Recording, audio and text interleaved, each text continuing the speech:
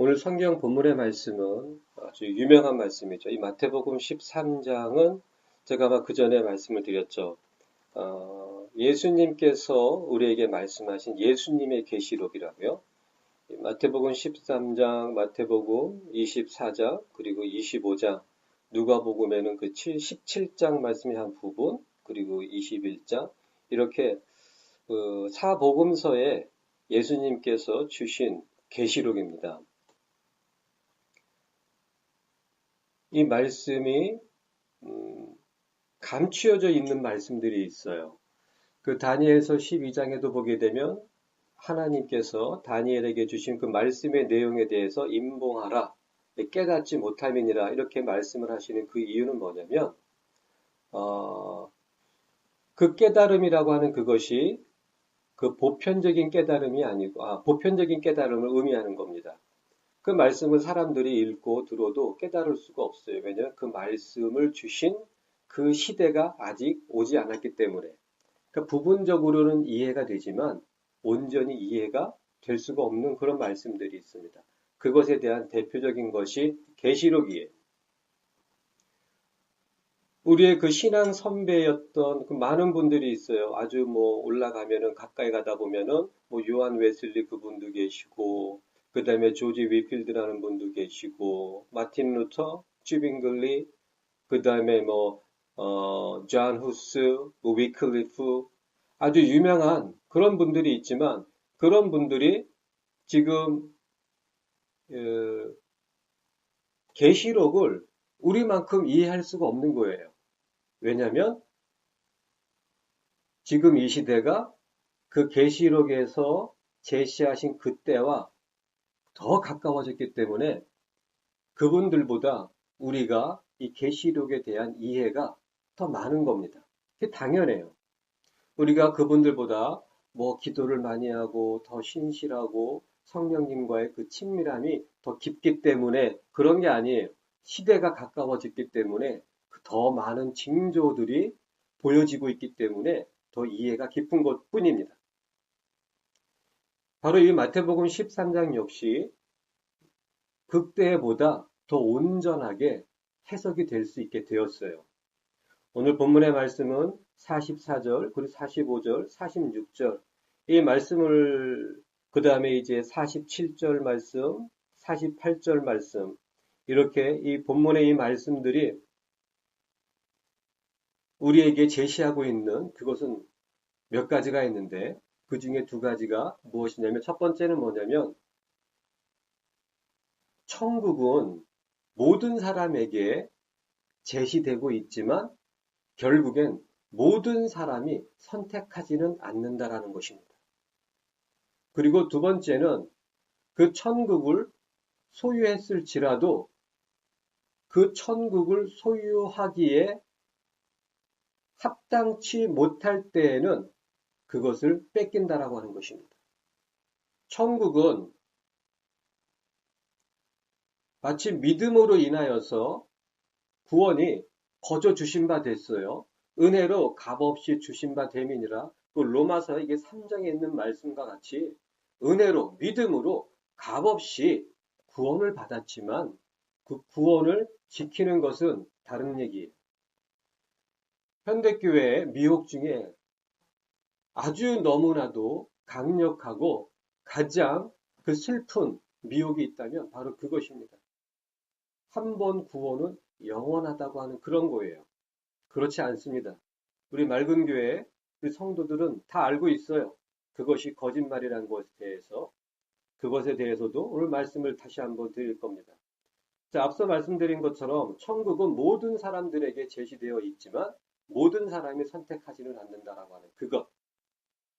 예수님께서 밭을 뿌리지만 결국에는 천국을 소유하는 자는 좋은 밭이라고 말씀하고 계시는 거예요.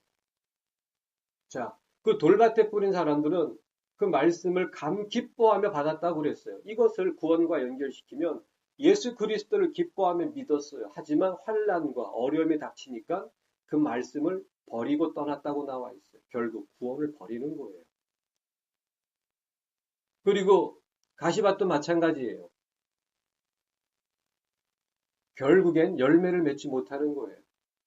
예수를 믿었지만 열매를 맺지 못하는 거예요. 뭐 때문에? 세상 유혹. 세상을 향한 욕심 때문에 결국엔 열매를 맺지 못하고 세상으로 간다는 얘기예요. 구원을 은혜로 값없이 받은 바 되었지만 결국엔 그 은혜를 버리고 자기 욕심을 쫓아가는 거예요. 구원은 절대 영원하지 않습니다. 지키지 않으면 빼앗깁니다. 마귀가 그 구원을 우리에게 와서 강압적으로 뺏어간다라는 그 의미가 절대 아니에요. 그 골로새서 3장 말씀해 보게 되면 우리가 죽었으므로 우리의 생명이 그리스도와 함께 하나님 안에 감추었음이니라. 우리의 생명은 예수 안에서 하나님 안에 감추어져 있어요. 그 생명을 어떻게 마귀가 뺏어간단 말입니까? 뺏어갈 수는 없지만 우리 스스로 그 하나님의 그 생명으로부터 걸어 나오게 하는 거예요. 무엇으로? 유혹으로. 세상 욕심으로. 그래서 말씀이 하나님께서는 그 어느 누구도 시험치 아니한다고 말씀하고 계시는 거예요. 야고보서 1장 말씀이 오직 각 사람이 시험을 받는 것은 자기 욕심 때문에. 욕심이 잉태한 즉 무엇입니까? 죄를 낳는다고 그러는 거예요. 죄가 장성하여 사망을 낳느니라. 그 욕심을 잘라내지 않으면 죄를 범하게 되어 있고 그 죄가 바늘도둑이 소도둑 되는 것처럼 점점점 죄도 자랍니다. 믿음이 자라는 것처럼 죄도 자라요.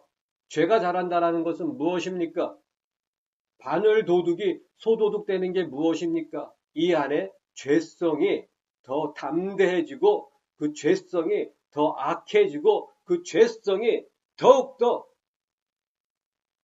자신의 성품이 되어버리는 거예요. 결국엔 사망을 낳느니라. 무엇입니까? 생명이 있었는데 사망을 선택하는 거예요. 구원은 절대 한 번 구원은 영원하지 않습니다. 지키지 않으면 빼앗깁니다. 자, 44절 말씀해 보게 되면 이렇게 나와 있어요. 천국은 마치 밭에 감추인 보화와 같으니 사람이 이를 발견한 후 숨겨두고 기뻐하여 돌아가서 자기의 소유를 다 팔아 그 밭을 샀느니라. 천국은 밭에 감추어 있다고 말씀하고 계시는 거예요. 밭에 감추인 보화, 보물입니다. 밭은 예수님께서 제자들에게 설명해 주실 때 너무나도 명백하게 세상이라고 말씀하고 계십니다. 밭은 세상이에요. 이 세상에 천국, 구원, 예수 그리스도 숨겨져 있는 거예요. 숨겨져 있어요. 저는 생각을 해봤습니다. 왜 숨겨져 있을까? 왜 그 보물이 숨겨져 있을까? 사실은 사람들 욕심 때문에 그 보물이 보물로 보이질 않는 거예요.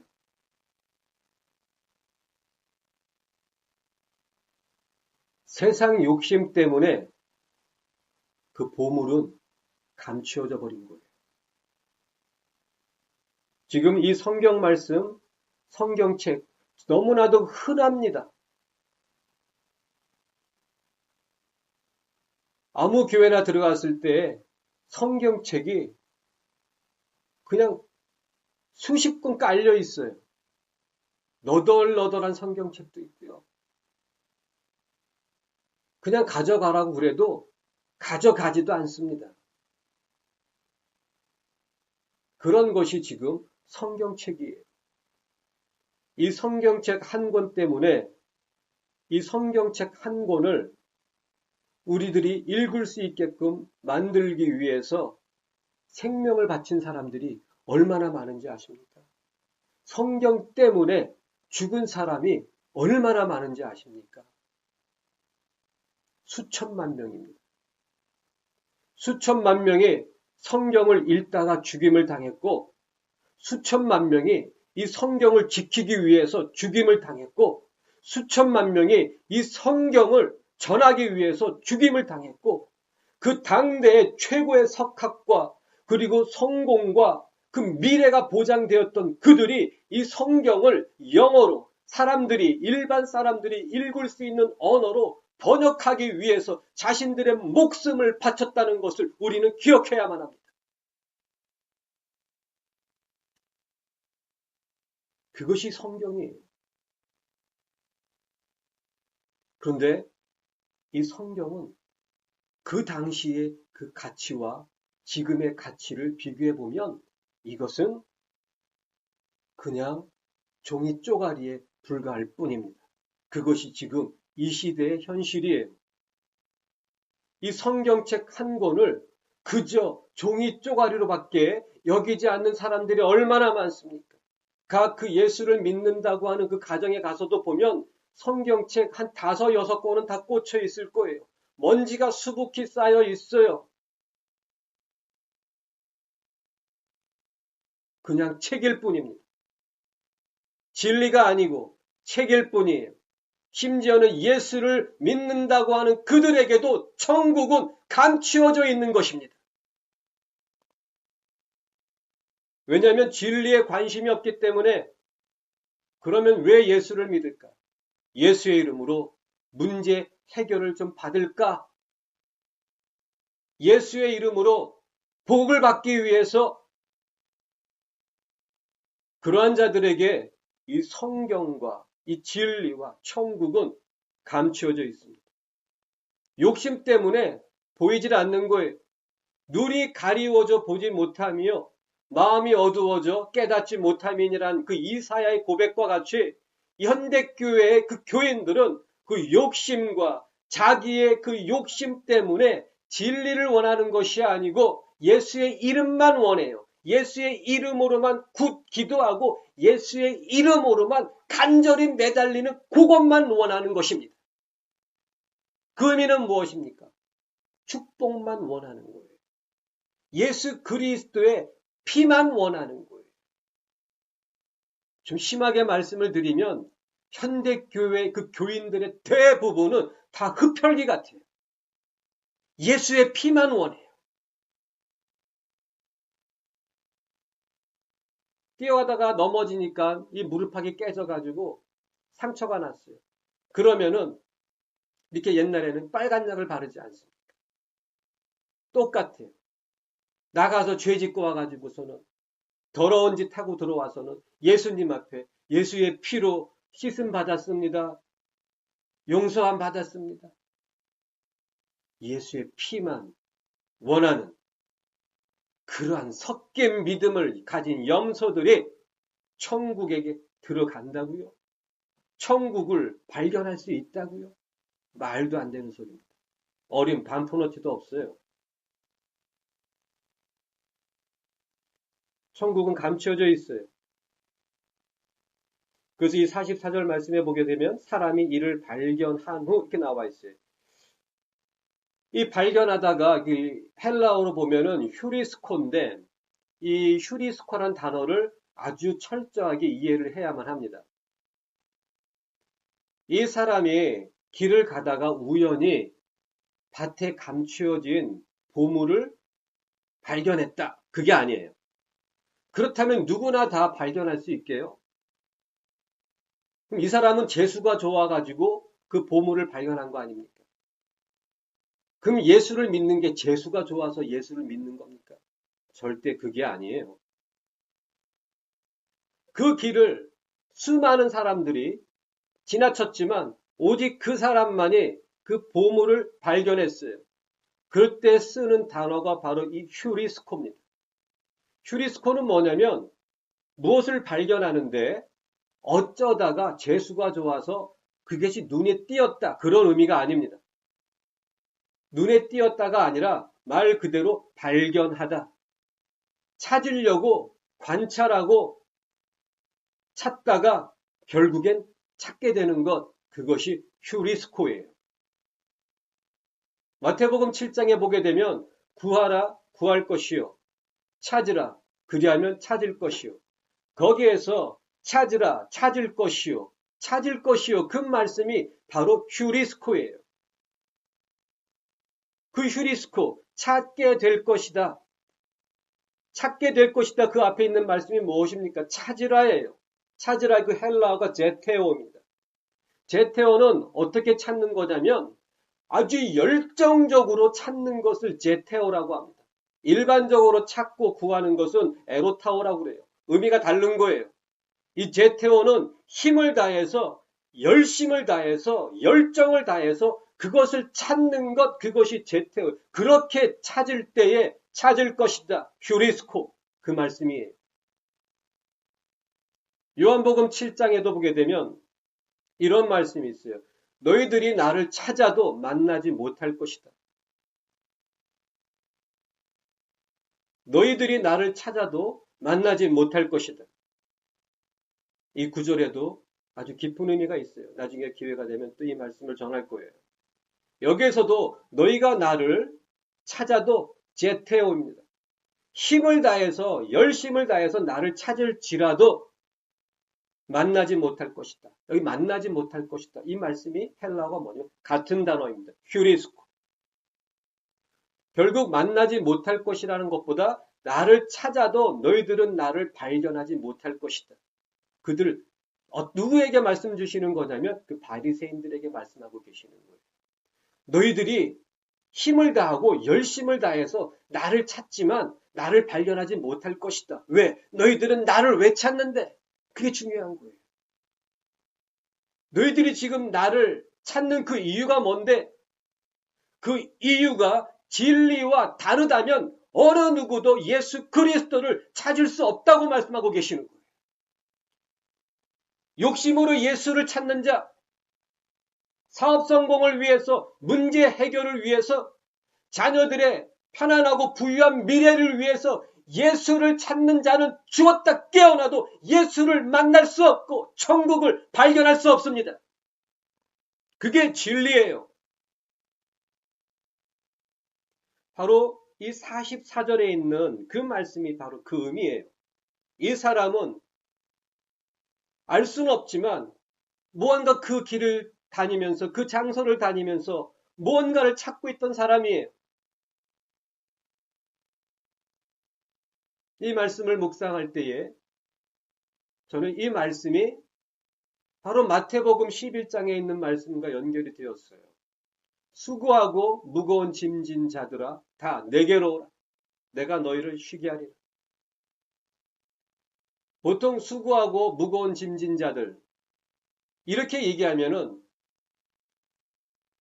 대부분 많은 그 설교하시는 분들이 그 말씀에 대해서 수고하고 무거운 짐진 자들 그러면은 사업 실패해가지고서 사업 망해서 곤고한 사람들, 환경적으로 어려움을 당하는 사람들, 신체적인 질병 때문에 어떠한 그 곤란을 당하고 있는 사람들, 그런 사람들을 많이 이렇게 예를 들어서 설교를 합니다. 사실 그렇지는 않아요. 100% 아니라고 할 수는 없는, 사실 제 마음은 100% 그런 게 아닙니다. 말씀드리고 싶어요. 그러한 형편에 있는, 그러한 상황에 있는 그러한 사람들을 의미하는 것이 아니에요.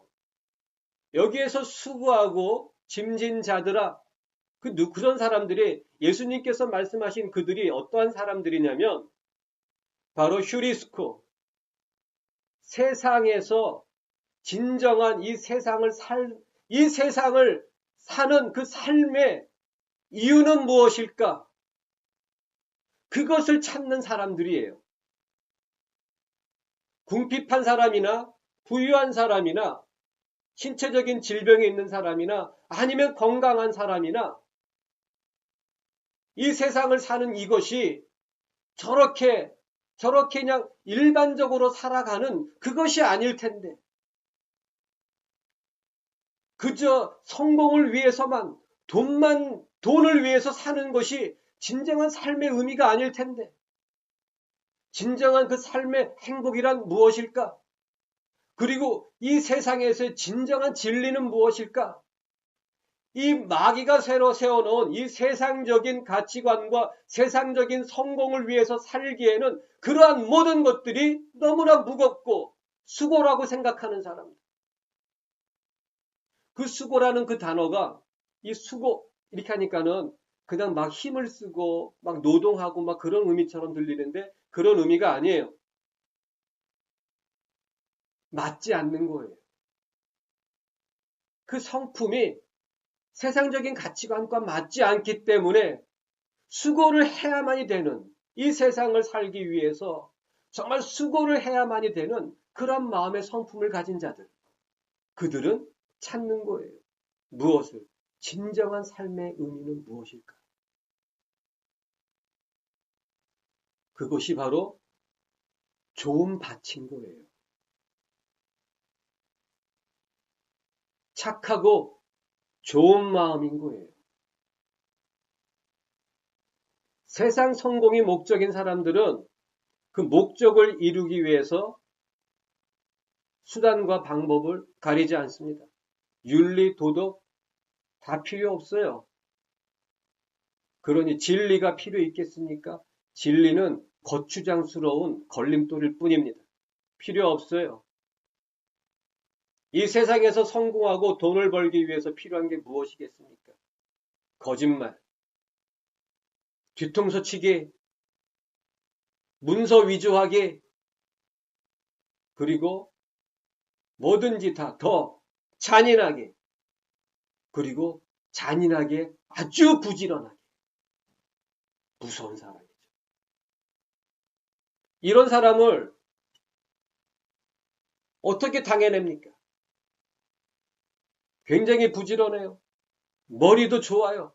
그런데 악합니다. 이런 사람을 세상에서 어떻게 당해냅니까?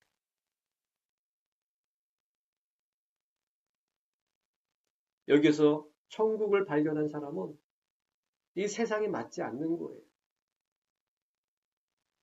이 세상에 돈이 목적이 아닌 사람들이 있어요.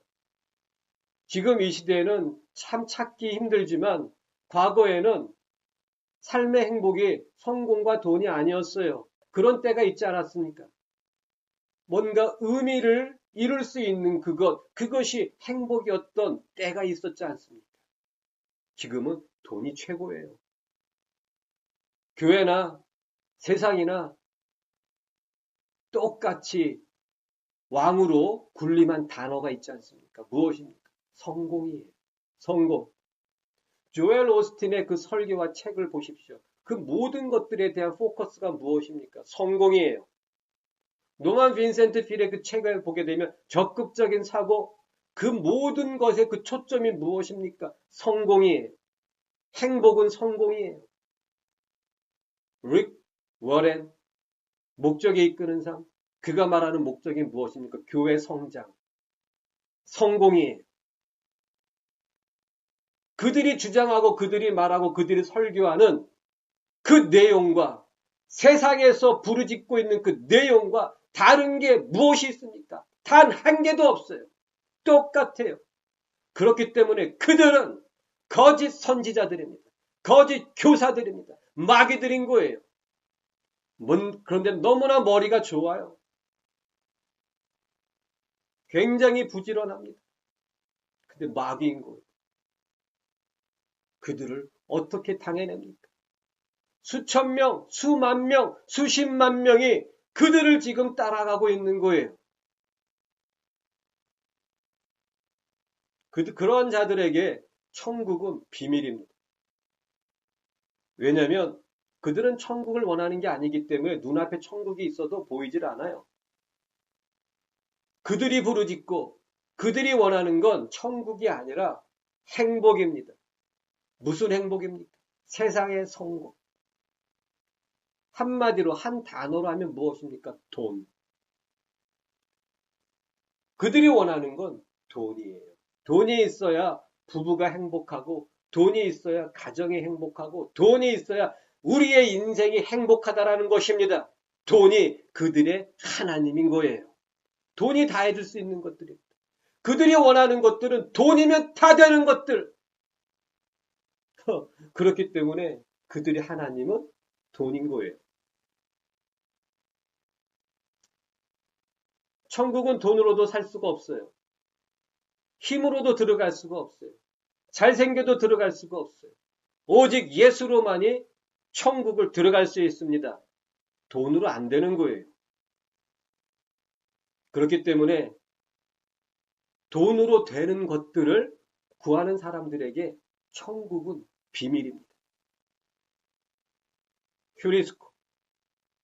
세상 구하는 것, 그것이 괴로운 사람입니다.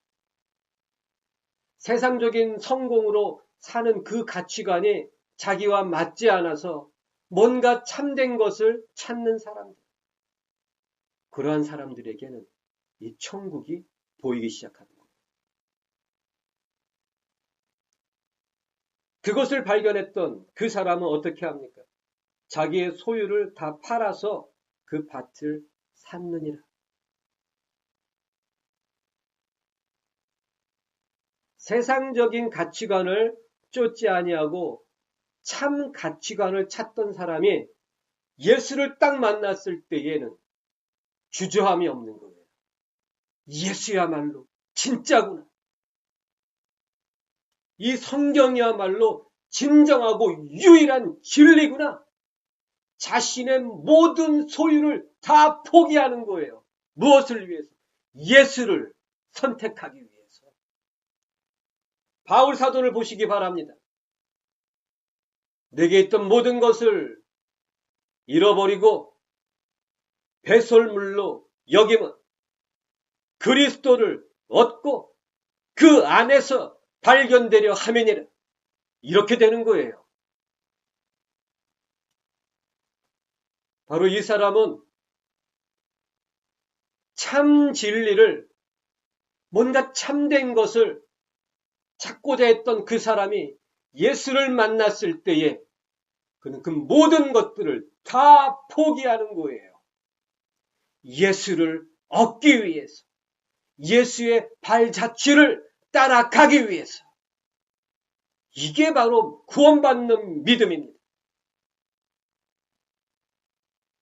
예수를 버렸을 때에야 그 제자들은 정신 차린 거예요. 예수님이, 부활하신 예수님을 만났을 때에서야 정말 예수님이 보물이군요. 예수님이 천국이군요.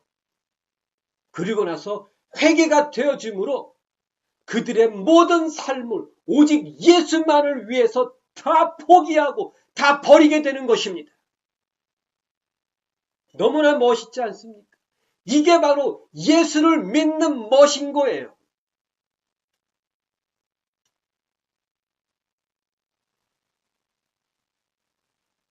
우리 안에 천국이 있다면 뜻이 하늘에서 이루어짐과 같이 땅에서도 이루어지이다.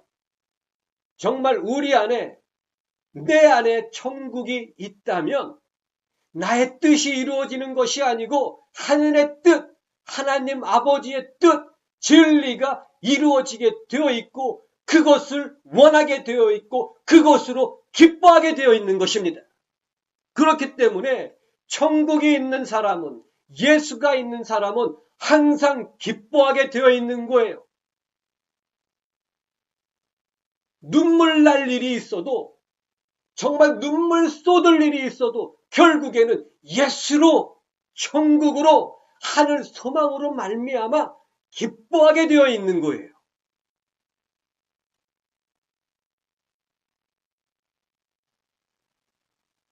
그것이 예수 믿는 증거 아니겠습니까?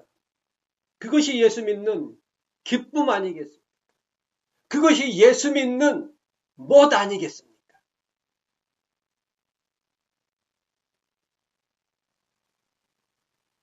45절 넘어갈 수가 없게 됐네요. 오늘 44절만 하게 됐는데, 마지막으로 한 말씀을 드리고 마치도록 하겠습니다. 말씀을 묵상하다가 이러한 생각이 떠올랐습니다. 제가 이제 만약에 바울 선생님을 딱 만나 뵀을 때 이런 질문을 한다면 우리 바울 선생님은 어떻게 대답하실까? 바로 이런 것입니다. 바울 선생님, 당신에게 구원이란? 그럼 바울 선생님은 이렇게 대답하실 것 같아요. 내가 그리스도와 함께 십자가에 못 박혔나니 그런즉 내가 산 것 아니요 오직 내 안에 그리스도께서 사신 것이라. 이렇게 대답하실 것 같아요. 오직 내 안에 그리스도께서 사신 것이라. 그것이 구원이다. 그리고 또 저는 그렇다면은 그 사랑의 사도인 그 요한 선생님에게 똑같은 질문을 한다면 어떻게 대답을 하실까요? 요한 선생님, 당신에게 있어서 구원이란 무엇입니까? 아마 이렇게 대답하실 것 같습니다. 아들이 있는 자는 생명이 있고 아들이 없는 자는 생명이 없느니라. 곧 아들이 있는 것, 예수가 있는 것이 구원이니라. 이렇게 대답하실 것 같아요. 그리고 마지막으로 과연 베드로 사도는 어떻게 대답을 하실까? 베드로 선생님, 당신에게 있어서 구원이란 무엇입니까? 아마 그분은 이렇게 대답하시리라 생각합니다. 신의 성품에 속하는 것이니라. 베드로후서 1장에 있는 말씀, 신의 성품에 속하는 것이니라. 결론입니다. 구원, 천국, 하나님의 나라는 예수의 성품으로 들어가는 것입니다. 기도하겠습니다.